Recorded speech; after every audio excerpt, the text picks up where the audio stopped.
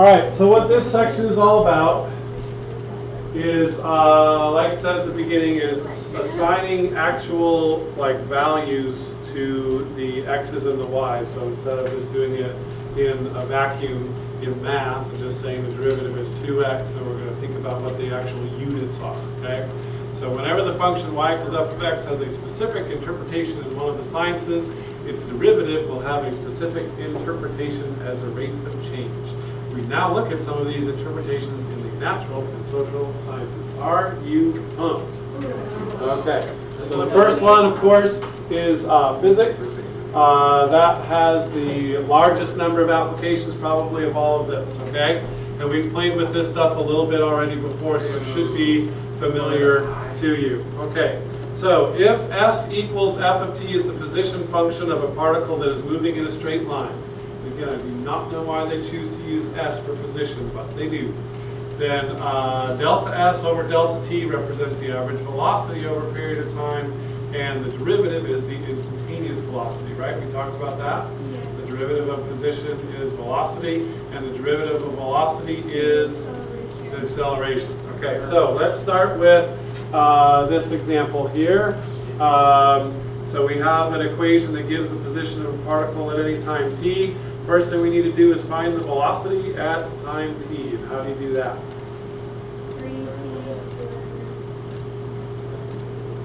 3t squared plus 12t minus 12t plus 9, right? And she just took the derivative of that, right? You get that? Okay? For part B, hi Quinn, we need to figure out what the velocity is after 2 seconds and what the velocity is after 4 seconds. How do you do that? Negative 24 plus 9. What? Let's plug in 2, right? So 12 minus 24 is negative 12, plus 9 is negative 3. So the velocity is negative 3 when the time equals 2. Isn't it 2 squared is 4 times 3? Okay. Okay. Negative 12. All right. Okay, then if you plug in 4 squared is 16. 16 times 3 is 48. And 48 minus 48 is 0, plus 9 is 9. Okay? Meters So, per second. oh, thank you. Or feet per second. Is that what we've got? No, it's the second in meters, so you were right the first time. Negative 3 meters per second Everything's in meters and per 9 second. meters per second. I just saw the f of t and then I was like, You oh, saw feet, yeah. Okay, so then what you might notice is after 2 seconds the velocity is negative, in 4 seconds the velocity is positive, so somewhere in between there, It's like zero. 0, okay? That's that rule. How do we write that is that rule? That's that mean value theorem or something? I can't remember. Okay, so somewhere in between there it's going to be 0. So let's figure out when the velocity is 0. So what do we do for that? Set it equal to 0. So 3t squared minus 12t plus 9 equals 0. What do you like to do there? Factor out of 3. So t squared minus 4t plus 3 equals 0. So that factors into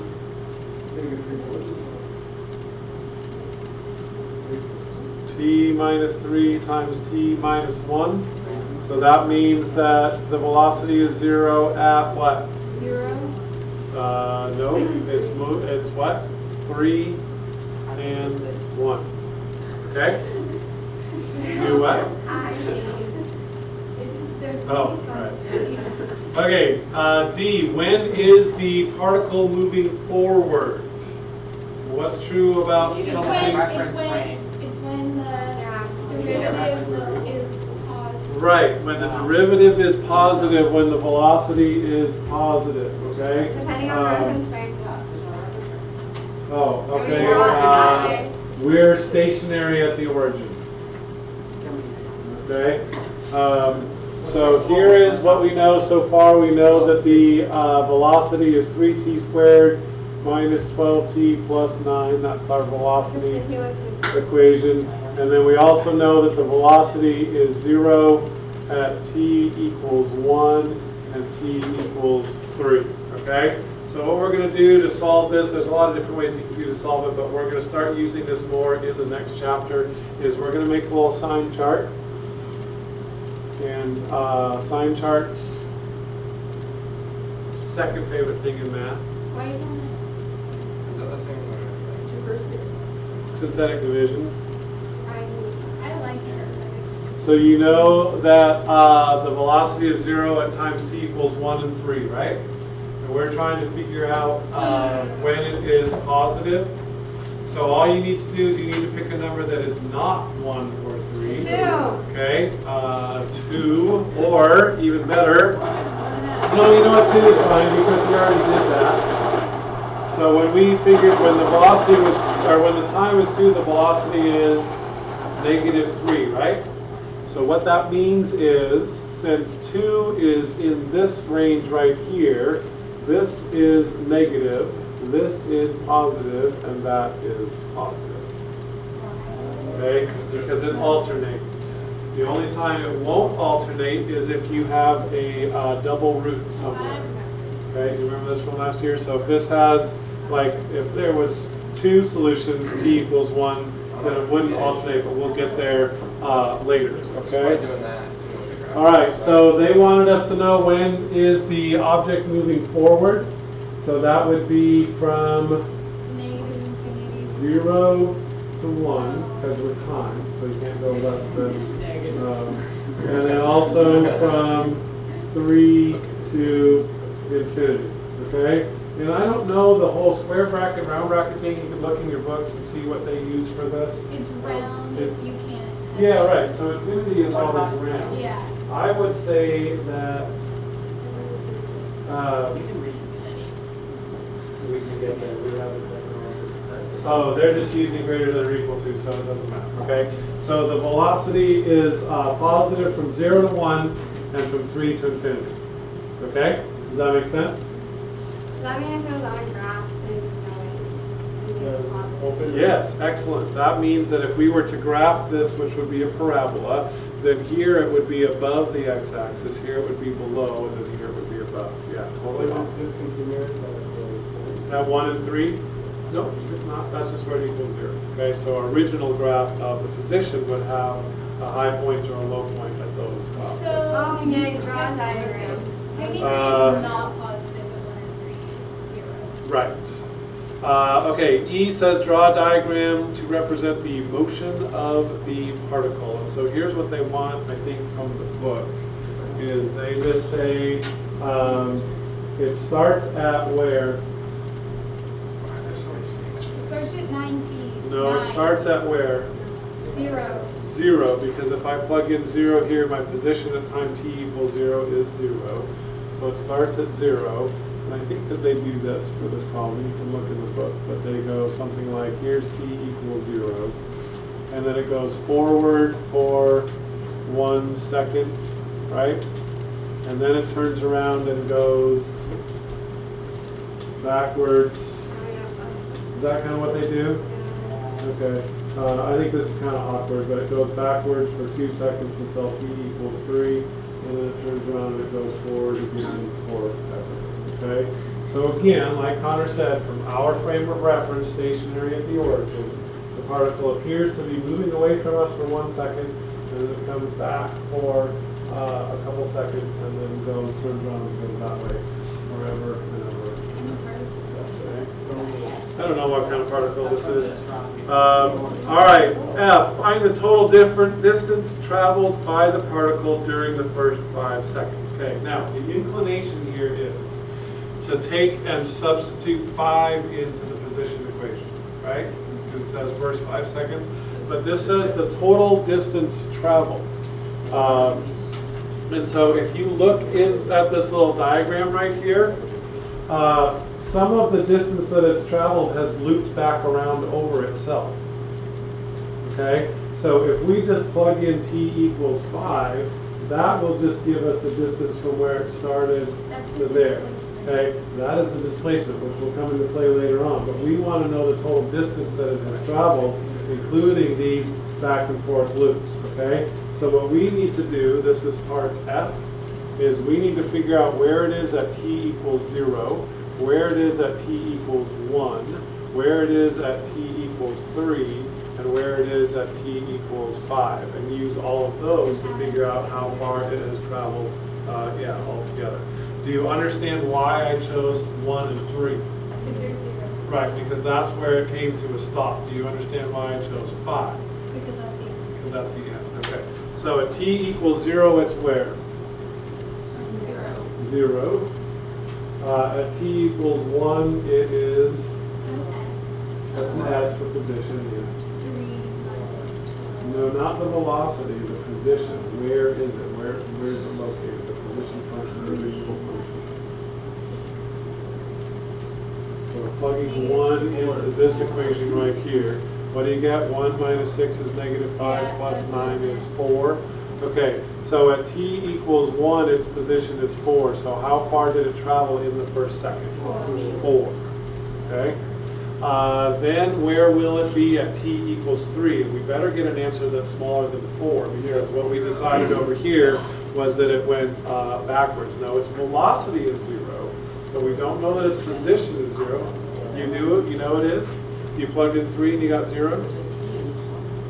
Well, we're plugging in 3, so 3 cubed is 27, minus 54, plus, 27. Okay, so those will cancel out and give us 0 again.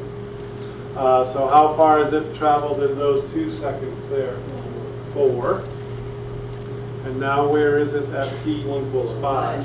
What? 20? So how far did it travel over this 2-second interval? 20. So in total, it has gone 28 meters in the first 5 seconds, okay? I've been sleepy since my alarm went off this morning. Me too. Really looking forward to a nice big I nap. couldn't wake up. Could you wake up? I didn't have any choice, so I did. Well, like, I just kept sleeping and didn't So do you understand that if you had plugged in t equals 5 to the position equation, you would have gotten an answer of 20, and that's where it's located, but it doesn't tell you how far it has traveled over that time, okay? So you need to include those little things when you answer a question like that. All right, so next one, so much fun with physics. Find the acceleration at time t and after 4 seconds. So the acceleration is the derivative of the velocity, so that will be 6t minus 12. So our acceleration equation is 6t minus 12. I can't remember what letter we're on now. That is G. Yeah, and then they want to know the acceleration after 4 seconds. So if you stick a 4 in there, then the acceleration is 20 meters per second squared. Meters per second per second. Okay. All right, then we need to figure out, graph the position, velocity, and acceleration functions for the times between 0 and 5. What do you write down for this? Okay, so you could take and graph this on your calculator, and graph this on your calculator, and graph the acceleration on your calculator, and that would be awesome. All right, this is an important one. It says, when is the particle speeding up, and when is it slowing down? Okay. The time when the particle is speeding up, let's go back to this little sign chart that we started here, is when the acceleration and the velocity are positive, or when the acceleration and the velocity are negative. Okay, does that kind of make sense? Okay, so if I take the acceleration function, which was what? 6t minus 12. If I take and set that equal to 0, I get t equals 2. Okay, so I'm going to use a different color but the same sign chart for acceleration. That is 0 at 2. All right. Pick a number that is not 2. 3. Okay. So 6 times 3 is 18 minus 12 is 6. So that means at the time t equals 3, or in this interval right here, the acceleration is positive. Yes? And in this interval over here, the acceleration is negative. Okay? So speeding up is when the sign of the acceleration and the velocity are the same. Okay? Which, I don't know, you can go talk to Mr. Weber about that if conceptually that's, you're struggling with that. So this is part I, so speeding up. From 2 on. Not from 2 on. Here is no good because they have opposite signs. Okay? In this interval right here, they're both negative. Right? Because the acceleration is negative all the way up till 2, and this is, okay, so it'd be speeding up from, over the interval from 1 to 2, and then it would also be speeding up, No, when are we slowing down? if they're both the same sign, it'll be speeding up. It's like you think you're slowing down, but you sort of have flipped your frame of reference around, and so you're actually slowing down in a negative direction, which means you're speeding up, kind of. I don't know. It's a weird. I'm confused. You should be. And I'm then, confused about what you're doing. oh, I'm trying to find where the sign of the velocity is the same as the sign of the acceleration. So, So here, this is positive and negative, so that's no good. But starting at 1, the velocity changes to negative, and between 1 and 2, the acceleration is still negative. I And since see. they're both negative, it's speeding up on the interval from 1 to 2. Okay? 3 after. 2 to 3 is no good because here the acceleration is positive and the velocity is negative, but yes, 3 after, it'll still be speeding up. All right? And then slowing down is when the velocity and the acceleration are fighting each other. So when they have different signs. So slowing down would be from, well, we're timed, so 0 to 1. And then also from 2 to 3. Okay? So that's super important because there's a common misconception that when the acceleration is positive, you're speeding up, and when the acceleration is negative, you're slowing down. But that's not necessarily true. It relates to the velocity as well. Those two things are combined. All right? Okay, how do you feel about that? Totally well, I'm awesome. just, we don't have like that many people that Did what? Only 21 pages. Yeah, there's only 17 more pages to go, so we're almost there. It's a short section. Okay, so I'm going to give you, I don't know, we're doing number 1, sure. Wait, what? It was Are A you and I.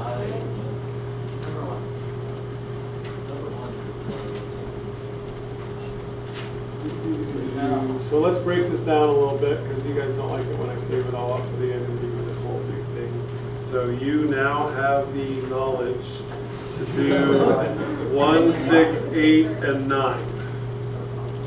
Okay? So let's break this down into some pieces. And so today you can do 1, 6, 8, and 9. So those are all the physics questions. Okay? I thought it was done.